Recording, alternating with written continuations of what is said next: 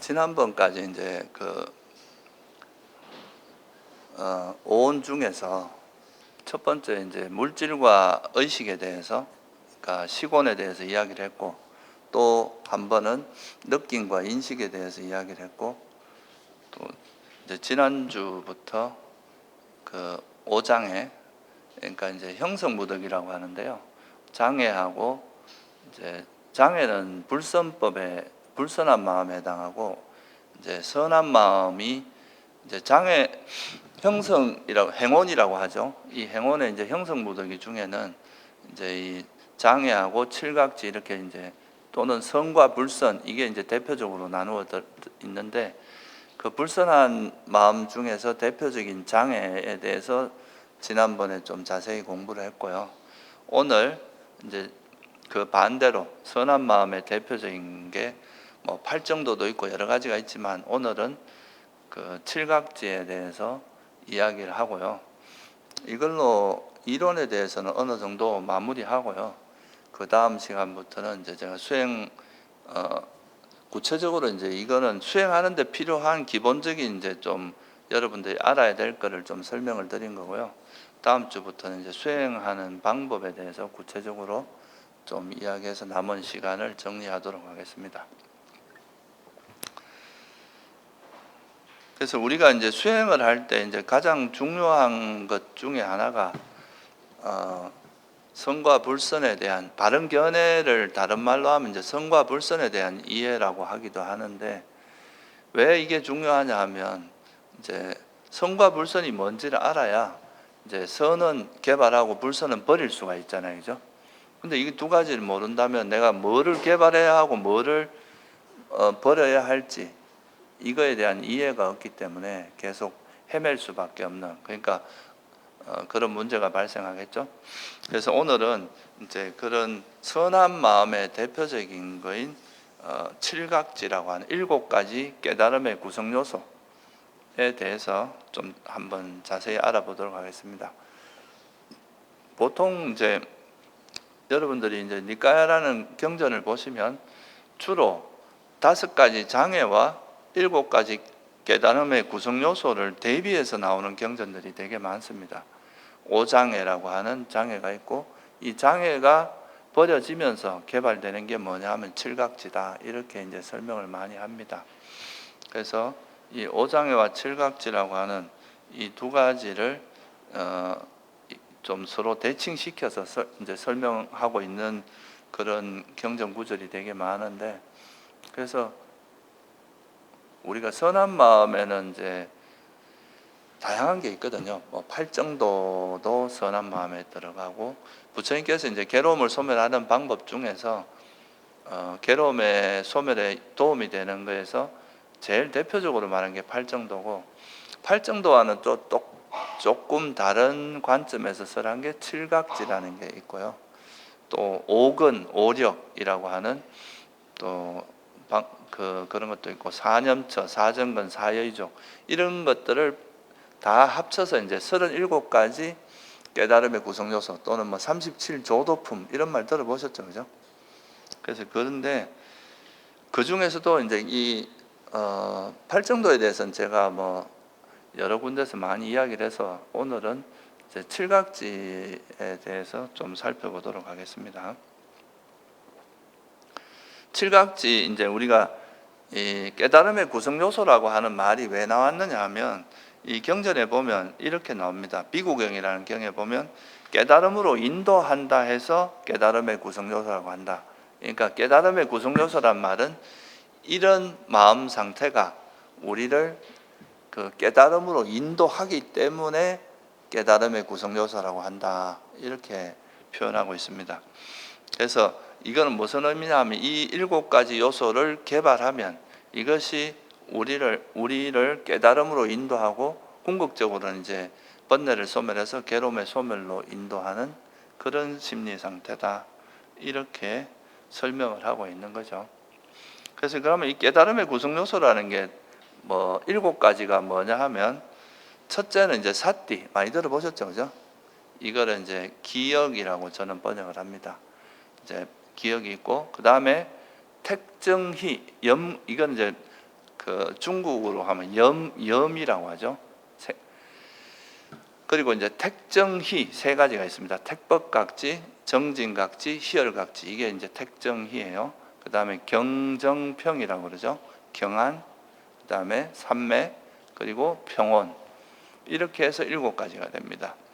그래서 기역, 택법각지, 정진각지, 희열각지, 경안, 삼매, 평온 이렇게 7가지를 한마디로 7가지 깨달음의 구성 요소다 이렇게 설명을 하는 거죠. 여기서는 보면 이제 이 팔정도에서는 바른 견해를 중심으로 해서 이제 수행이 어떻게 진행되는지 바른 견해를 기반으로 해서 바르게 사유하고 바르게 말하고 행동하고 생계를 이어가고 또 그걸 기반으로 바르게 정진하고 바르게 기억해서 바른 삼매에 들고 그걸 통해서 다시 또 바른 견해가 개발 이런 루트를 이야기한다면 여기서는 이제 바른 기억이라고 하는 이거를 중심으로 해서 이제 이야기를 풀어나가는 그러니까 한 가지 방법만 설명을 하면 사람들이 수행 방법에 대해서 너무 한 가지만 이야기하면 자기 스타일에 안 맞는 거에서는 또 조금 어렵고 그럴 수 있으니까 부처님께서 다양한 방법을 설하셨다. 접근을 좀 다르게 그래서 사람들이 좀 다양하게 접근할 수 있도록 한 것이 있고 또 하나는 또 법을 이해할 때 이게 이제 어떤 특정한 예를 들면 택법과 바른 견해라고 하는 건 지혜인데요. 그 지혜를 통해서 이제 바른 기억이 개발되는 이런 것도 있지만 바른 기억을 통해서 또 지혜가 개발되는 이런 면도 있거든요. 그래서 이거는 좀 다양하게 법을 어느 한쪽 측면만 보는 게 아니라 좀 서로의 상호작용도 좀 이해할 수 있도록 하기 위해서 좀 다양하게 설했다. 또 사람들의 근기나 수행의 어떤 성향에 따라서 또 다양하게 접근할 수 있도록 한 것이다. 그렇게 이해하시면 좋을 것 같고요. 그래서 뭐 다양한 방법으로 썼지만 그 중에 가장 대표적인 게 이제 이런 칠각지하고 뭐 팔정도 이런 거고요. 또 나중에 이제 제가 다음 시간부터 설명을 드리겠지만 이런 칠각지나 팔정도는 구체적인 수행 방법으로서 이제 설명을 이 2가지만 가지고 수행을 하기는 쉽지 않거든요. 그래서 이제 실제로 그러면 우리가 실천하는 실천법으로 설한 게 사념처. 이 사념처는 이제 구체적인 실천법으로서 아주 중요한 의미를 가지기 때문에 사념처를 통해서 이제 수행을 한 거라고 할 수 있습니다. 그러니까 여러분들이 이제 수행을 하기 위해서는 기본적으로 이제 이런 것들을 좀 알고 있어야 자기가 이제 수행을 좀 주체적으로 할 수 있기 때문에 여기에 대해서 하나하나 좀 설명을 해드릴게요. 그리고 이제 이런 그 수행 여러분들이 이제 괴로움이 분명히 있는데 이 괴로움은 분명히 있는데 이 괴로움에서 어떻게 하면 벗어날 수 있는가 이 방법론이 사실은 굉장히 중요하거든요. 우리가 이 괴로움에서 벗어나서 괴로움을 소멸할 수 있다. 이런 그것이 실제로 가능하다고 아무리 알았다고 해도 여러분 예를 들어서 내가 집착 때문에 괴로운 건 다 아는데 그럼 집착을 어떻게 버릴 것인가 이게 또 되게 중요한 포인트잖아요. 그죠? 아무리 내가 이걸 버려야 좋은 건 알아도 이걸 구체적으로 버리는 방법을 모른다면 사실 이거를 실현할 수가 없잖아요. 그죠? 그래서 사실은 이게 이런 이제 구체적으로 버리는 방법을 드러내기 위해서는 어떤 사람이 있어야 되겠습니까? 실제로 버려본 사람이 있어야 되겠죠. 그죠? 그러니까 실제로 그거를 자기한테 있는 그런 괴로움을 완전히 소멸한 존재가 있어야 아, 내가 이렇게 해보니까 이렇게 버려지더라 하고 제시를 했을 때 그 길을 따라가면 우리가 좀 쉽게 갈 수 있을 거 아니에요. 그죠? 그래서 이런 수행 방법에 이제 우리가 니까야에 보면은 팔정도라든가 이런 칠각지 같은 거는 부처님이 출현해야 드러나는 법이다. 이렇게 자주 설명을 하고 있습니다. 그러니까 경전에 태양경이라는 경이 있는데요. 비구들이요. 아직 일어나지 않은 이러한 7가지 깨달음의 구성 요소는 비록 많이 닦고 공부 짓더라도 열애 또는 아라한 또는 정등각자, 이 이제 부처님을 이야기하는 거거든요. 이런 분이 출현하지 않으면 절대 일어나지 않는 법이다. 이렇게 설명을 하고 있습니다. 그래서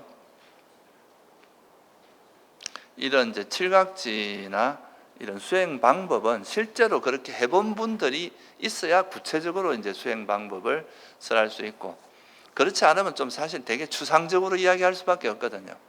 근데 정말 자기가 괴로움을 소멸해 본 분이라면 그거를 좀 더 구체적으로 설할 수 있는 거다. 이렇게 이해하시면 될 것 같습니다. 그러면 구체적으로 7가지 요소에 대해서 한번 좀 알아보고, 이 7가지 요소를 개발하기 위해서는 또 어떤 것들이 필요한지 이런 걸 좀 한번 짚어보도록 하겠습니다. 첫 번째가 염각지입니다. 염. 이제 염이라는 것은 사띠의 번역어인데요.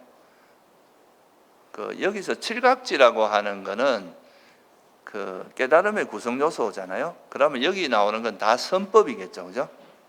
그래서 사실은 이제 우리가 팔정도에서는 그냥 사띠라고 하지 않고 뭐라고 해요? 삼마사띠라 그러거든요. 그러니까 바른 기억 이렇게 이야기하는데, 여기서는 이미 다 선법이니까 굳이 삼마라는 것을 붙이지 않아도 된다. 그래서 그냥 사띠라고만 표현한 거예요.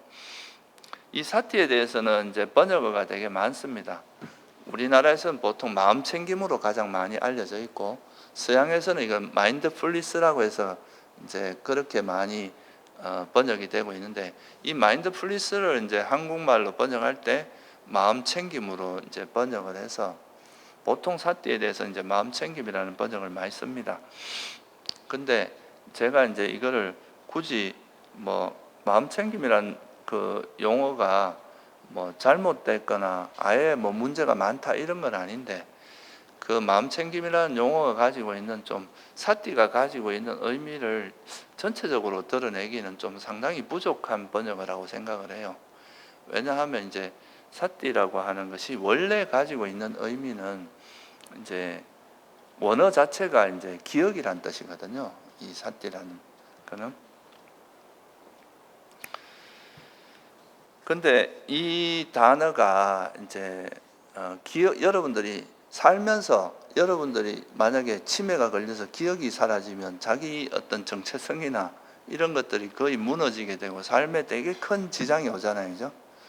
사실 우리는 살아가면서 이 기억이라는 것을 굉장히 많이 의지하고 있고, 기억이라는 게 없으면 사실 삶을 살아가기가 힘든데, 그 기억이 이제 바르게 형성되느냐 아니면 왜곡되게 형성되느냐에 따라서 삶이 엄청나게 달라질 수 있거든요. 그래서 이 기억이 이제 형성될 때 바른 견해에 따라서, 바른 견해를 기반으로 해서 형성된 그런 기억을 우리가 삼마사띠다, 바른 기억이다, 이렇게 이해한다고 보시면 됩니다. 여러분들이 세속에서도 어느 분야에서 뛰어난 사람은 뭐예요?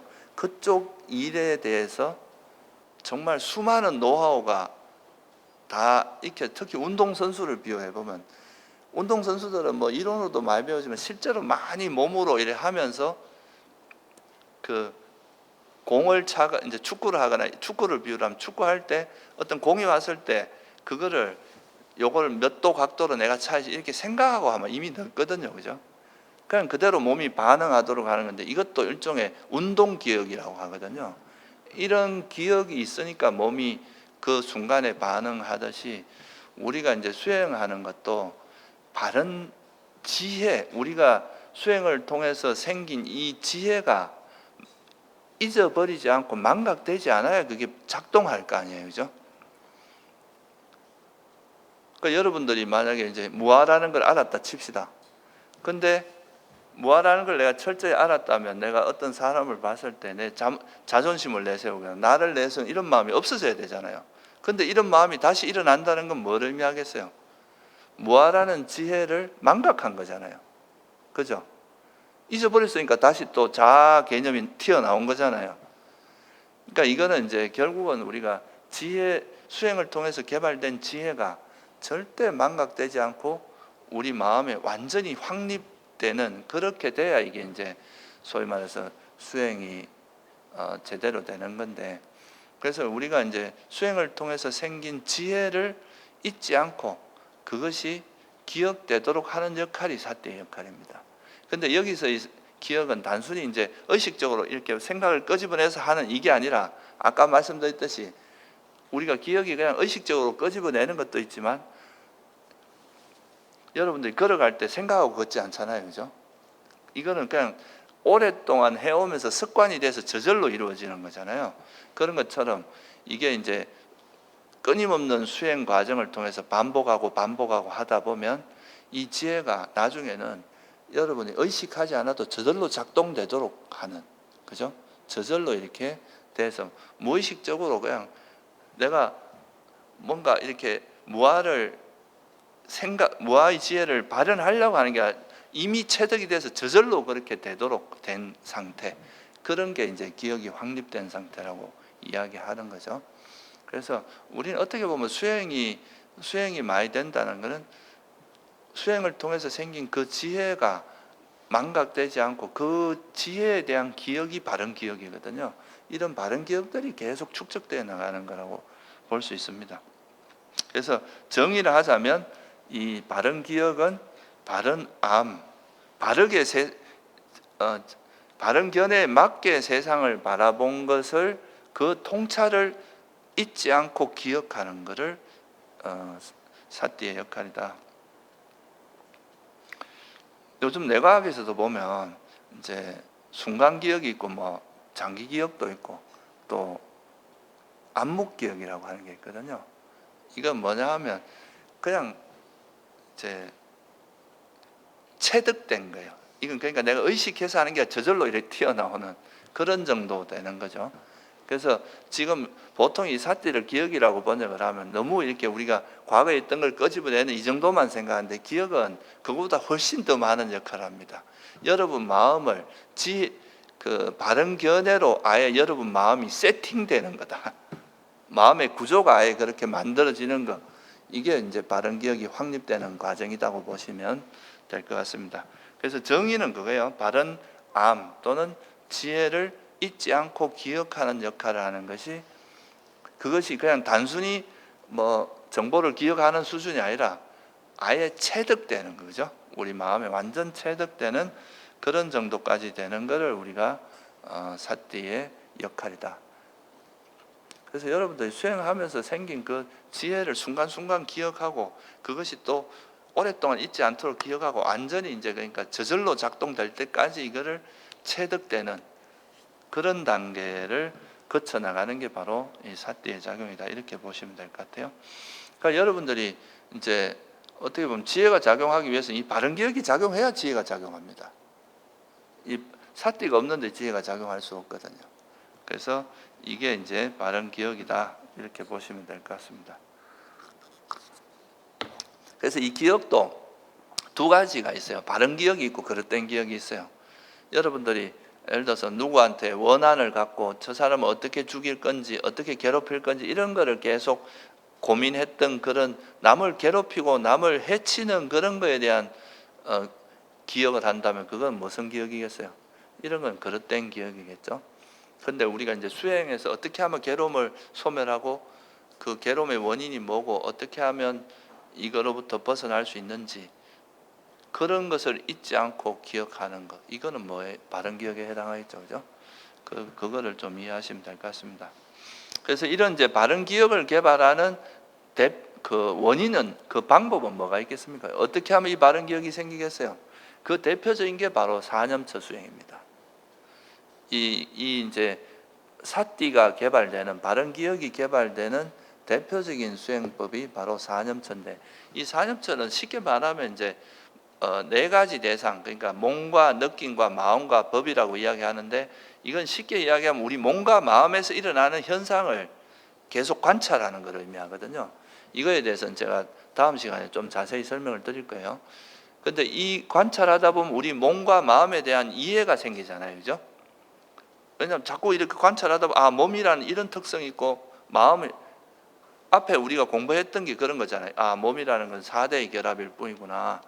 또는 뭐 내가 보는 거는 형색이고 듣는 건 소리고 이런 걸 공부했잖아요, 그죠? 몸이라는 그런 것이다. 그 느낌, 이건 느낌이구나. 이건 인식이구나.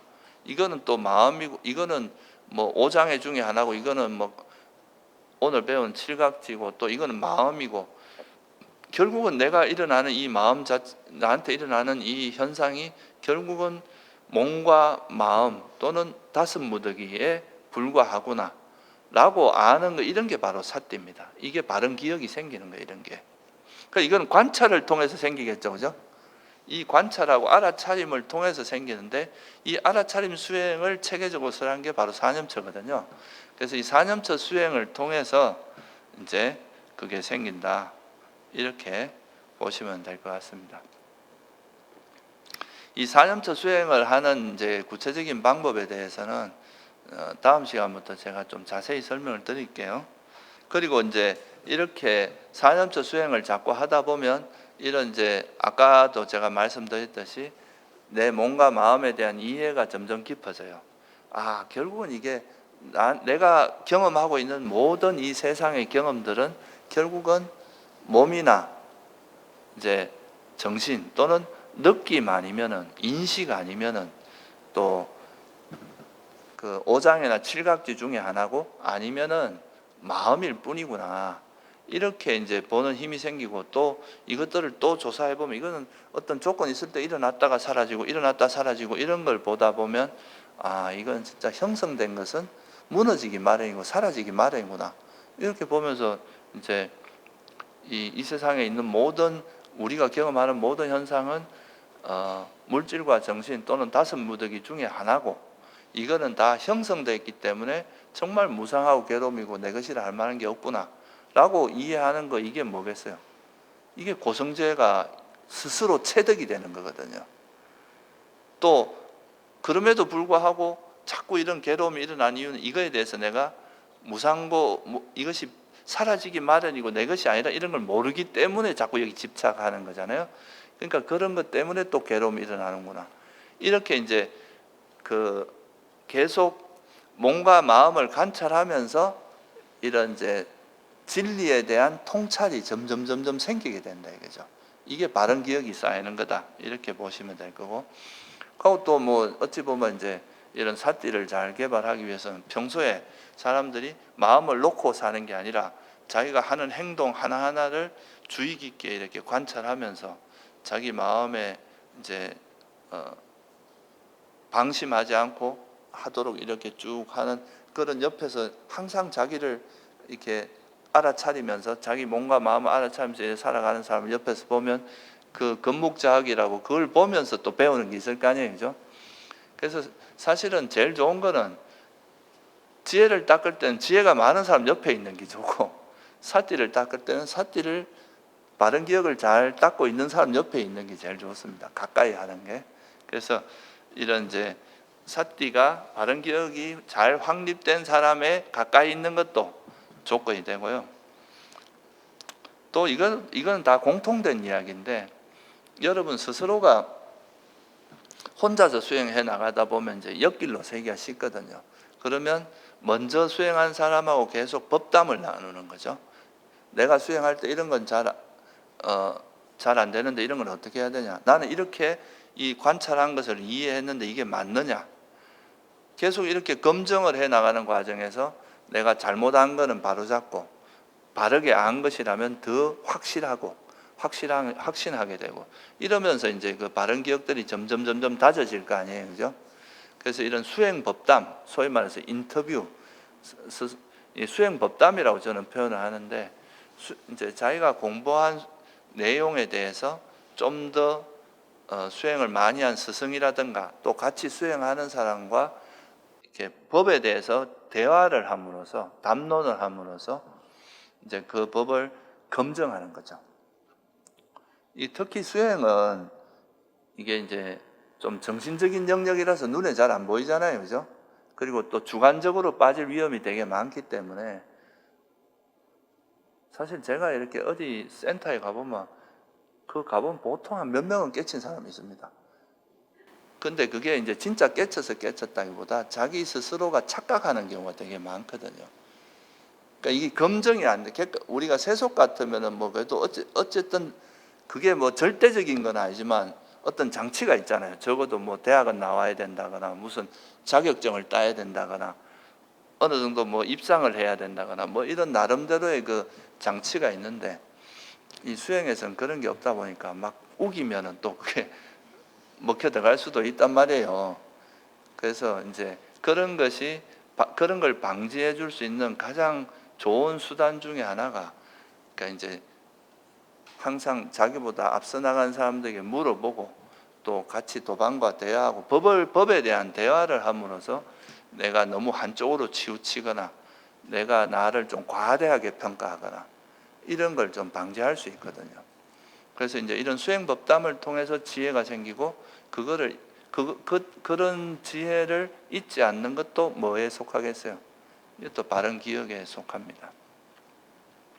그래서 이 바른 기억은 아무리 개발해도 손해될 게 없어요. 이거는 지나칠 게 없다 이거죠. 왜냐하면 이게 수행에 대한 올바른 지혜가 많이 쌓일수록 이게 수행에 도움이 되지 방해되지는 않거든요. 그래서 이거는 이제 바른 기억이 기본적으로 우리 수행에서 굉장히 중요합니다. 그래서 4년차 수행을 하다 보면 첫째 생기는 게 바른 안과 바른 기억이에요. 우리가 이제 바른 알면 요즘 말로 쉽게 말하면 바른 정보다 이렇게 생각하시면 돼요. 그러니까 바르게 얻어진 지혜, 지혜가 생기면 그거 뭐 문 밖을 나가면 다 까먹으면 무슨 소용이 있겠어요. 이거를 이제 자기가 또 스스로 반복하고 계속 반복하고 또 자기가 실제로 수행하면서 이제 듣고 또 사유도 하고 실제 수행하는 거. 이게 문사수란 말 들어봤죠, 그죠? 그러니까 듣고 사유하고 이제 직접 수행하면서 얻은 그 지혜를 잊지 않으려고 노력해야 이런 게 이제 수행을 많이 하면 많이 할수록 이 바른 기억이 풍부해집니다. 이 바른 기억이 많아지고 이게 이제 바른 기억이 점점 확립될수록 수행이 깊어질 수밖에 없다. 이렇게 보시면 되겠죠. 그래서 이제 첫째는 사띠고 사띠가 있으면 또 여기서 뭐가 개발되느냐? 바른 기억이 있으면 이 바른 기억을 기반으로 해서 택법각지가 생긴다고 그럽니다. 택법이란 말은 원래 빨리어로 뭐냐면 담마 위자야라 그러는데요. 이 담마 위자야를 번역을 해보면 법의 조사입니다. 담마라는 건 법이고 위자야가 조사라는 뜻인데 법에 대해서 조사하라 이 말인데 이건 뭐냐 하면 이제 우리가 수행을 하면서 이렇게 생긴 이 단편적인 지혜들이 있잖아요. 그죠? 여러분들이 만약에 알아차림을 한다고 생각해 보세요. 평소에 내가 현재에 머물면서 걸어갈 때 걸어가는 거 알고 말할 때 또 내 마음에서 탐욕이라면 탐욕이 알고 성냄이라면 성냄이 알고 그러니까 순간순간 현재 지금 이 순간에 일어나는 걸 계속 관찰하다 보면 이 순간순간 알아차리면서 생긴 지혜들이 있을 거 아니에요. 그죠? 근데 이런 지혜들은 그 순간적으로 포착한 직관적인 지혜이기 때문에 이게 좀 아직은 좀 단편적으로 이게 떨어져 있는 단편적인 지혜일 수 있잖아요. 그죠? 아직은 정리되지 않고 그냥 순간순간 포착만 해놓은 거잖아요. 그러면 이때 이 포착한 것과 동시에 이걸 기억하고 있단 말이에요. 우리는. 그죠? 그러면 우리가 수행을 통해서 경험한 이거를 법답게 조사하고 정리함으로써 확실한 좀 더 깊이 있는 지혜로 이렇게 정리하는 과정이 필요하겠죠. 그죠? 여러분들이 예를 들어서 뭐 살면서 이제 어떤 일을 하면서 막 정신없이 뭘 했어요. 하고 나서 내가 한 것들에 대해서 한번 이렇게 검토를 해보면서 이런 부분은 내가 좀 과했구나, 이런 부분은 좀 부족했구나 하고 이런 검토를 하면서 그 상황을 더 정확하게 이해할 수 있고 또 더 나은 방향으로 갈 수 있잖아요. 그죠? 그런 것처럼 이제 우리가 수행을 통해서도 얻어진 경험을 그냥 그 경험으로 끝나버리면 이게 한때 지식으로 끝나버려요. 한때 그 경험으로. 근데 내가 경험한 그 내용들을 진리에 맞게 법답게 이렇게 정리를 한번 하면 그러면은 이게 이래서 부처님께서 괴로움이라 그러셨구나. 내가 관찰한 이것이 이런 의미에서 내가 예를 들어서 뭐 걸어가면서 이렇게 움직이면서 발을 이렇게 걷기 수행할 때 걷는 거, 닿는 거, 걷다가 닿고 또 움직이고 이런 걸 봤는데 이게 내가 걷는 이게 움직이는 거, 이게 이제 내가 움직인다고 보통 이렇게 내가 걸어간다 이렇게 생각하지만 사실 이 움직임 자체가 부처님의 말씀으로 보면 바른 견해에 맞게 보면 그냥 이게 움직임이 결국은 풍대 바람의 요소구나, 닿는 이게 땅의 요소거나 불의 요소구나, 이렇게 이게 이제 내가 경험한 이거를 부처님이 말씀한 진리에 맞게 이래 한번 다시 정리를 하고 이해를 하게 되면 내 경험이 단순히 한때 경험으로 끝나는 게 법을 세상 우리가 경험한 그 현상 속에서 진리를 체득하는 과정이 될 수 있다 이거예요. 그렇죠, 그죠?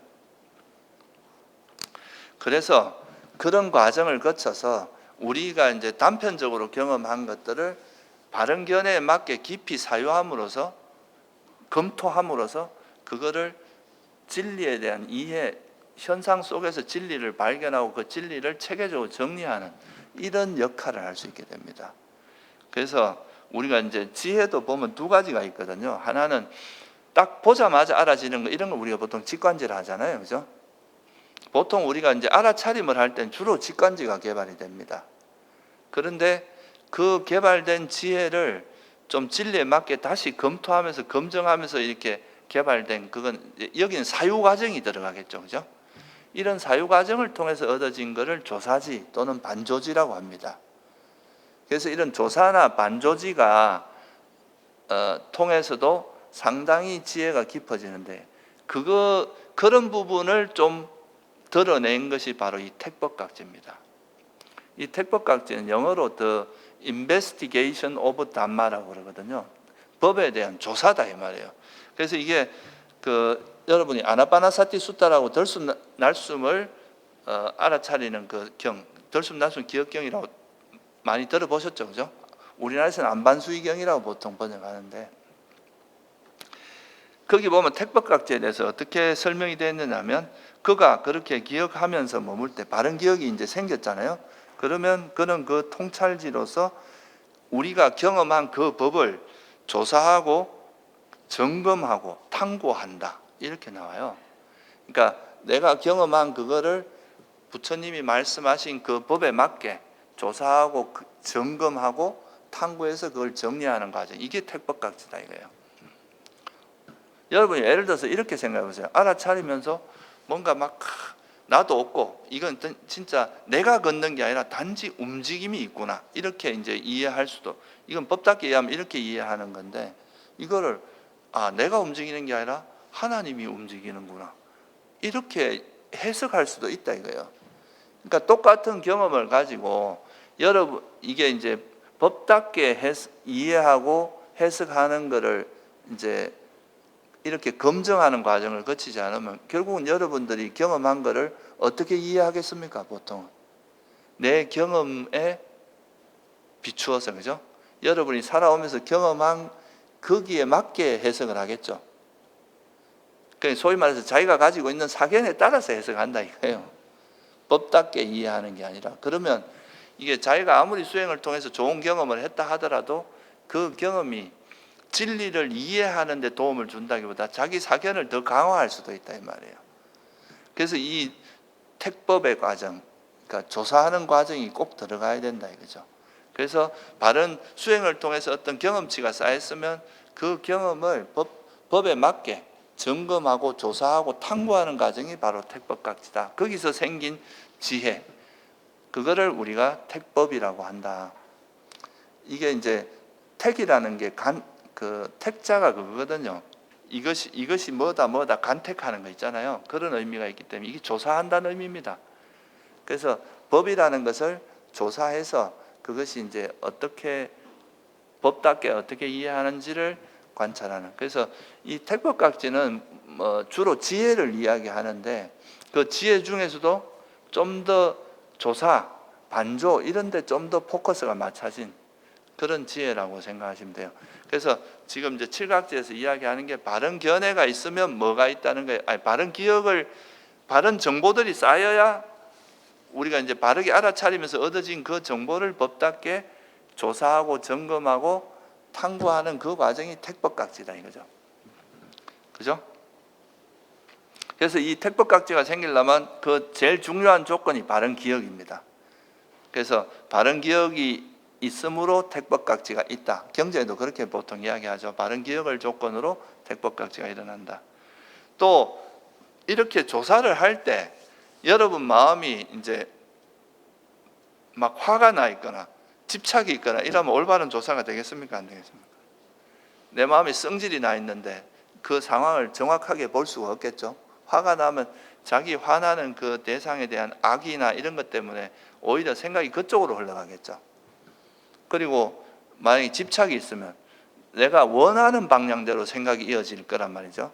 그래서 우리가 정말 법답게 사유를 하기 위한 조건은 탐욕과 성냄이 없는 마음 상태여야 돼요.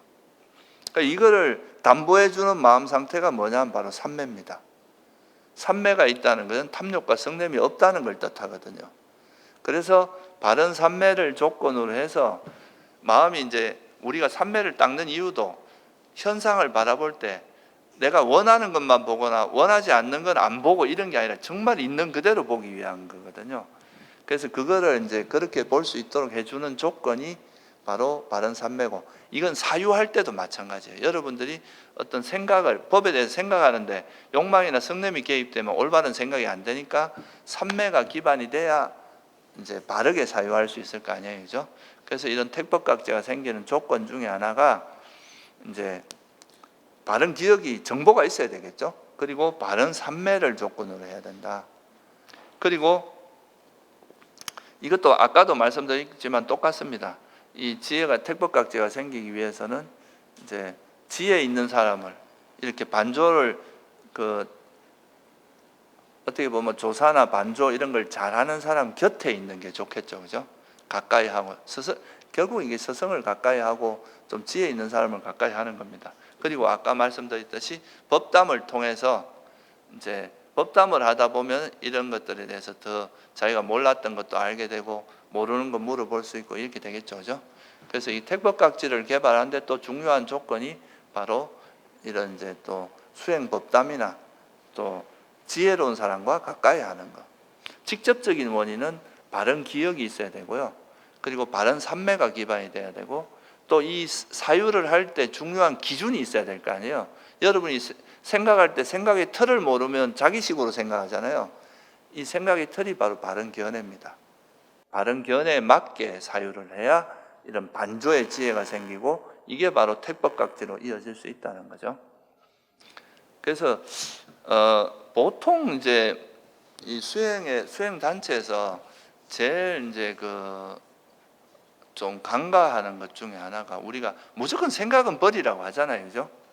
그러니까 부처님께서 버리라고 하는 생각은 쓸데없는 생각입니다. 망상을 버리라고 한 거예요. 그 팔정도에 보면 바른 사유가 있고 그릇된 사유가 있거든요. 그릇된 사유를 버리라고 하셨지 바른 사유를 버리라고 한 적이 없어요. 팔정도에는 바른 사유가 있잖아요, 그죠? 팔정도는 개발해야 될 진리라 그랬습니다. 그러면 바른 사유는 개발해야 될 진리입니까? 버려야 될 진리입니까?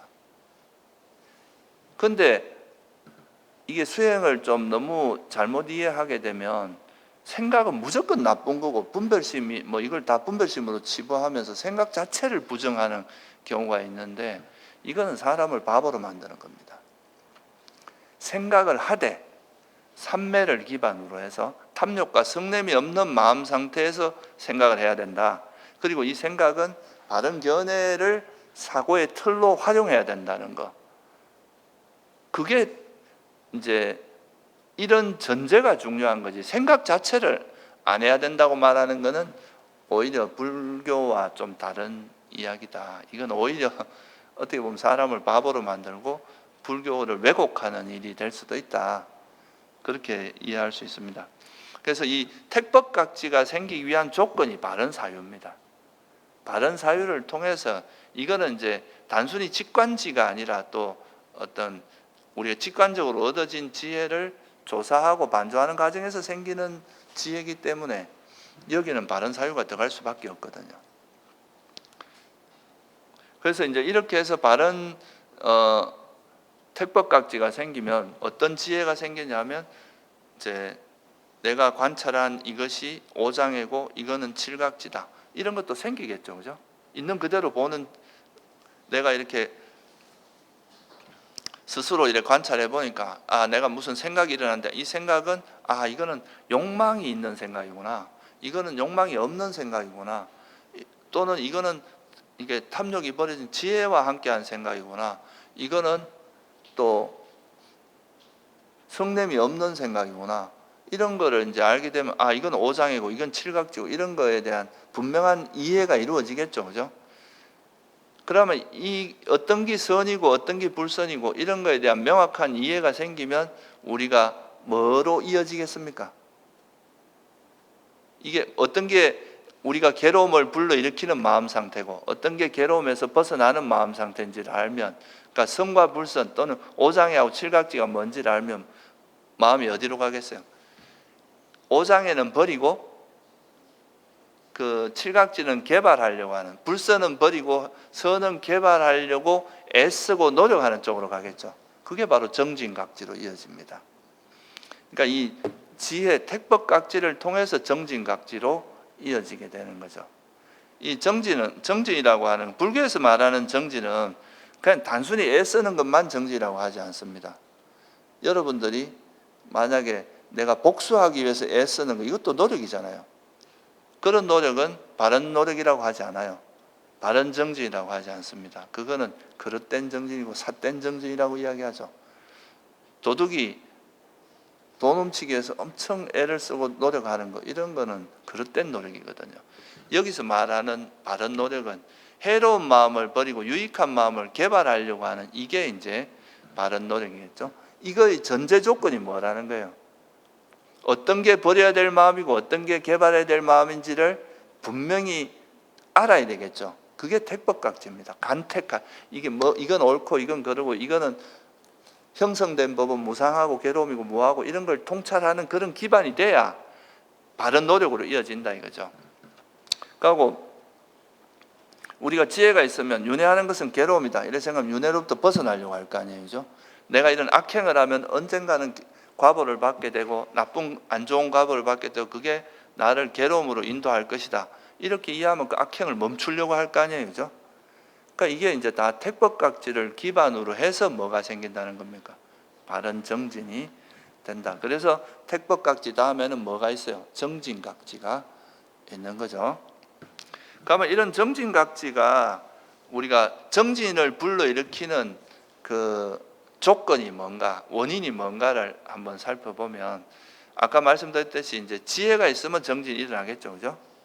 그러니까 뭔가 이게 선이고 이건 불선이고 이걸 명확히 이해했을 때 정진이 일어나는 건데, 또 다르게 여러분들이 이제 뭔가 게을러지고 수행이 잘 안 되고 이럴 때 우리의 마음을 경각심을 불러일으키는 또 가장 대표적인 게 뭐냐 하면 죽음에 대한 반조입니다. 우리 삶이 유한하다. 내가 언제 죽을지도 모르는데 나는 수천 년 살 것처럼 이제 방심하고 이래 살다 보면 어느 순간에 죽음이 다가올 수도 있잖아요. 그죠? 그러면 이제 내가 번뇌가 없어지지 않은 상태로 나한테 욕망이나 성냄이 가득한 상태로 죽음을 맞이하게 되면 어떤 죽음을 맞이할 것 같아요? 좋은 데 태어나겠어요? 아니면 좀 괴로운 죽음을 맞이하겠어요?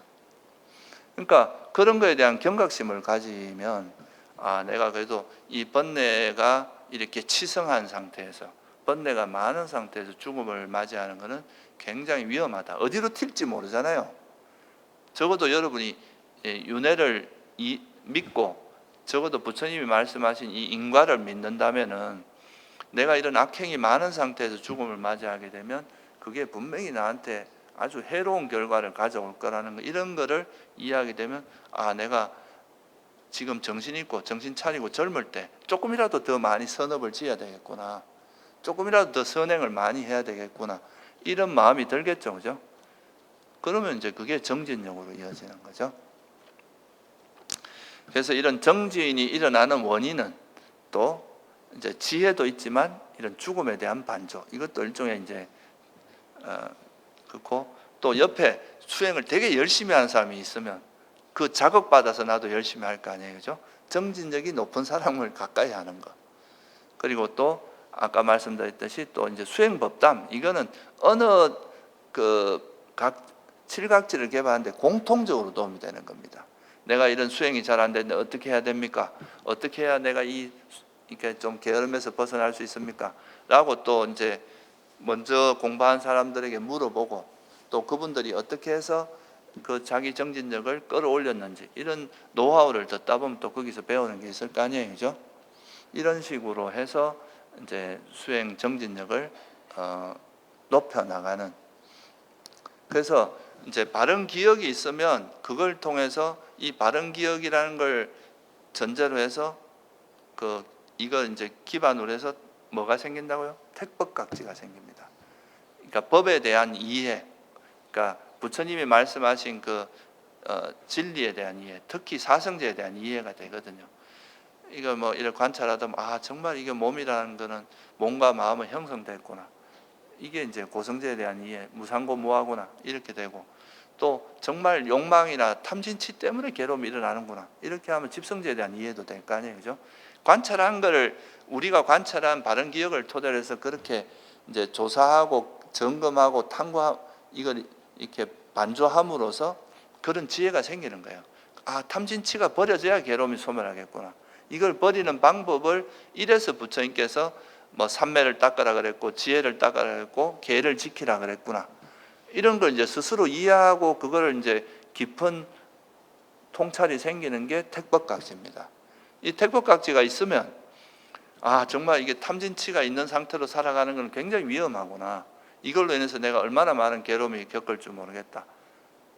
그러면서 이제 이 탐진치를 버리는 쪽으로 노력하고 탐진치가 없는 마음 상태, 그거를 개발하기 위해서 노력할 거 아니에요, 그죠? 이건 버리고 이건 개발하고. 그러니까 또 그거 하게 말하면 오장애를 버리고 칠각지를 개발하는 쪽으로 노력하겠죠. 이게 뭐예요? 정진각지다 이거죠. 오늘은 여기서 마칠게요. 수고하셨습니다.